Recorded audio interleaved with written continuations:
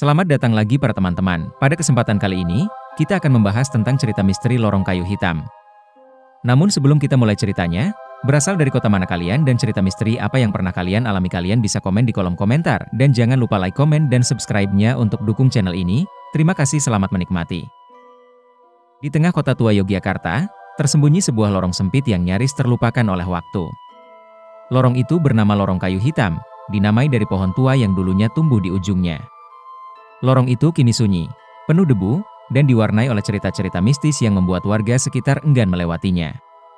Namun, di balik dinding-dinding bata berlumut itu, tersimpan kisah tentang cinta, pengkhianatan, dan pengampunan.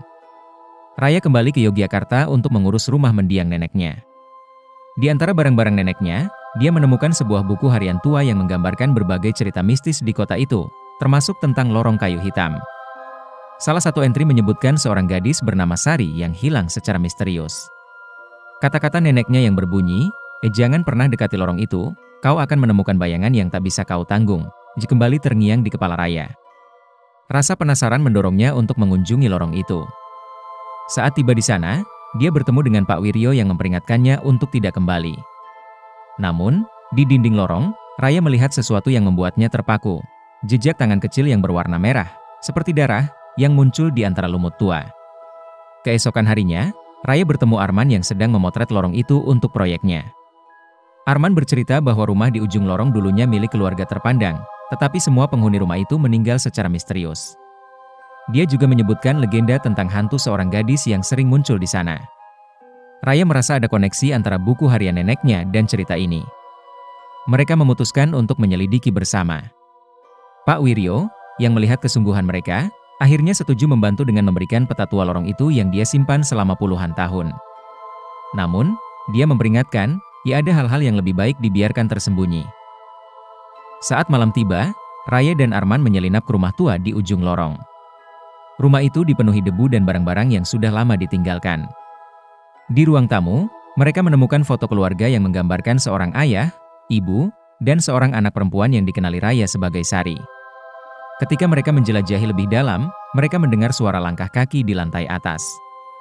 Di sana, mereka menemukan sebuah kamar dengan boneka tua yang diletakkan di kursi goyang. Sebuah suara perempuan samar berkata, mengapa kau kembali?" Arman segera menarik Raya keluar dari rumah, tetapi dia menyadari bahwa boneka itu menggenggam buku harian kecil.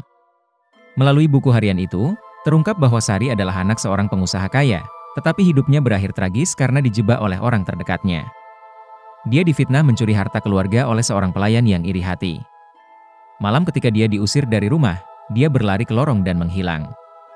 Raya dan Arman juga menemukan bahwa pelayan yang menfitnah Sari adalah nenek dari Pak Wiryo. Ketika mereka mengonfrontasi Pak Wiryo, dia akhirnya mengakui semuanya. Rasa bersalah telah menghantui keluarganya selama bertahun-tahun. Raya dan Arman memutuskan untuk memberikan keadilan bagi Sari dengan melakukan ritual pemulihan sesuai adat setempat. Mereka mengundang seorang dukun untuk membantu melepaskan roh Sari dari dendamnya. Pak Wiryo, yang penuh penyesalan, juga ikut dalam ritual itu, membawa sebuah liontin milik Sari sebagai persembahan. Saat ritual berlangsung, bayangan Sari muncul di lorong. Wajahnya terlihat penuh kesedihan, tetapi lambat laun berubah menjadi tenang. Sebelum menghilang, dia berbisik kepada Raya, terima kasih, aku akhirnya bebas." Setelah kejadian itu, Lorong Kayu Hitam tidak lagi terasa angker.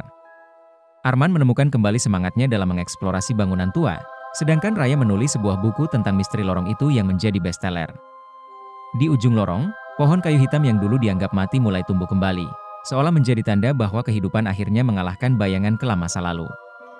Raya berdiri di sana, menatap pohon itu sambil tersenyum, merasa bahwa dia tidak hanya menemukan kebenaran, tetapi juga arti pengampunan.